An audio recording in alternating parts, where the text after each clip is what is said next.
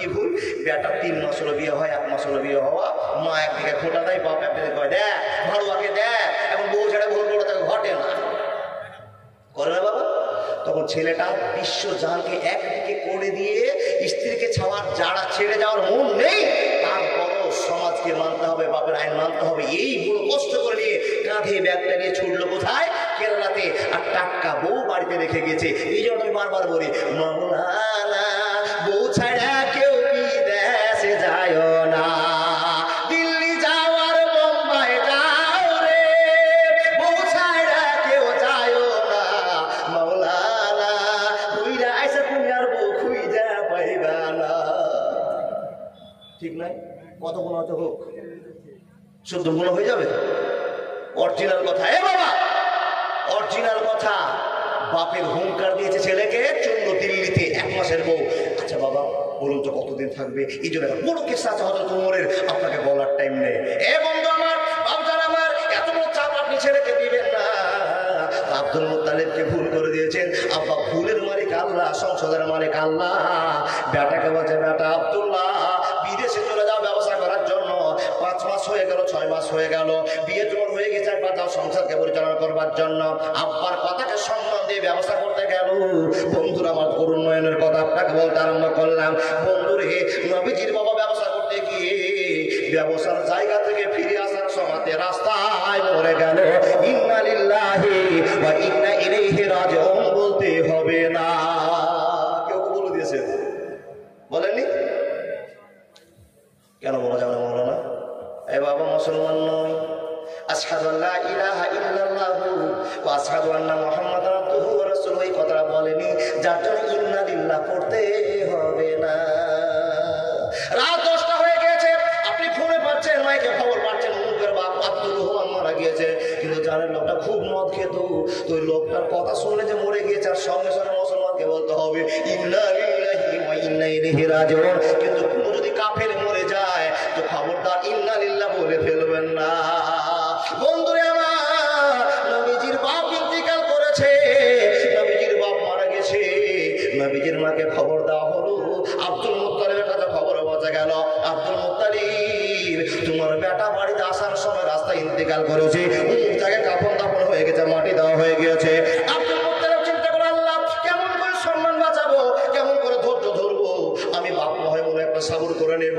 কিন্তু মাবুদ, যে মেয়েটা আমার আব্দুল্লাহকে দেখে পাগল হয়ে কলকাতা থেকে পশ্চিম বাংলার মাটিতে এসেছে, কলকাতা থেকে আপনার এই হরিশ্চন্দ্রপুর মাটিতে এসেছে, আমার মুখ দেখে নয়, আব্দুল্লাহর মুখ দেখে এই মেয়েটাকে কেমন করে খবর দেবো? আমি না, তোমার স্বামী রাস্তায় ইন্তিকাল করেছে, কেমন করে খবর দেব?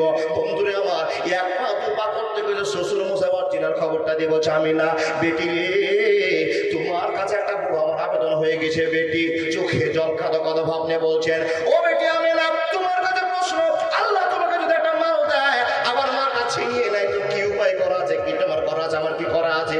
আমি না বলছি, শ্বশুর মশাই ইঙ্গিত বুঝতে পারলাম না, কিন্তু আল্লাহর মা যদি আল্লাহ নিয়ে যায় তো কারো কোনো হস্তক্ষেপ করা চলবে না, কিছু করা থাকবে না।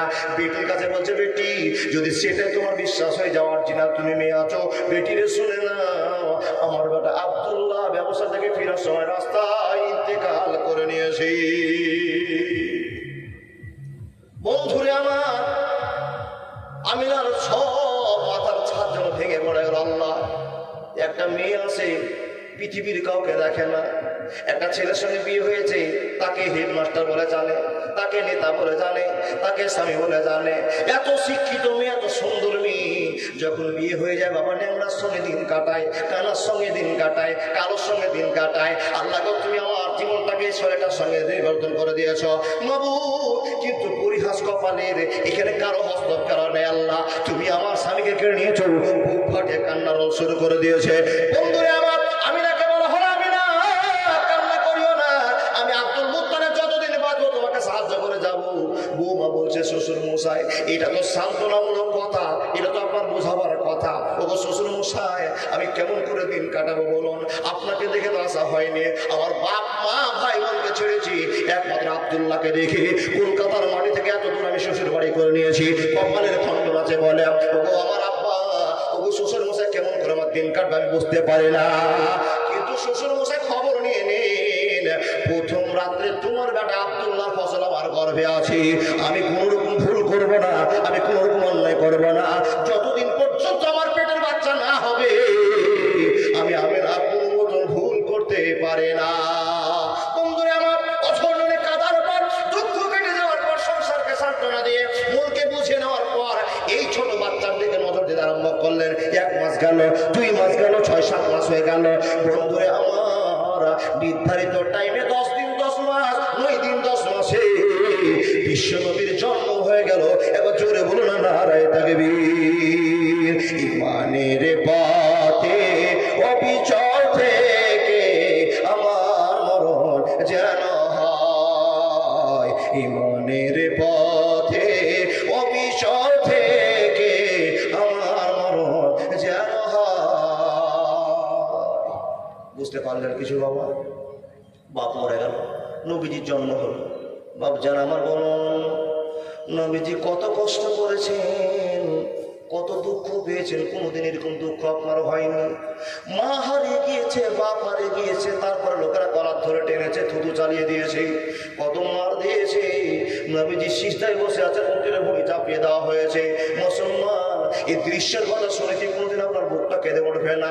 যার চোখে জল আসবে না, তার কোনোদিন আল্লাহর ইবাদত কবুল হবে না। মনটা বুঝতে নিতে হবে, বুকে বল নাই, নবী মুহাম্মদের ভালোবাসা নাই, আর চোখের জল আসলে বুঝতে হবে আল্লাহর নবীকে আমি নবী বলে বলেছে, তারা আবার সুখের জল বেরিয়ে আসছে।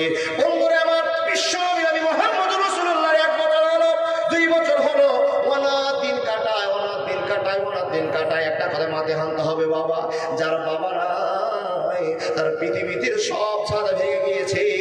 আজকে দৃষ্টান্ত স্বরূপ আপনাকে বলতে পারা যায় বাবা, আপনার ছেলে যদি থাকে, আপনার মেয়ে যদি থাকে আজকে বাবা, আর ছেলে মেয়েকে সামনে ছেড়ে দেন, আর পিছনে আপনি একটা ছোট লাঠি ধরে দাঁড়িয়ে থাকেন।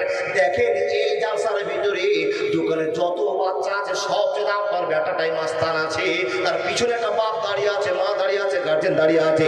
এই বুকে বল নিয়ে আপনার ছেলে মাস্তানি করে গোটা পাড়াতে হাঙ্গামা তুলেছে, কিন্তু বিশ্বনবীর মাথার ছাদ না।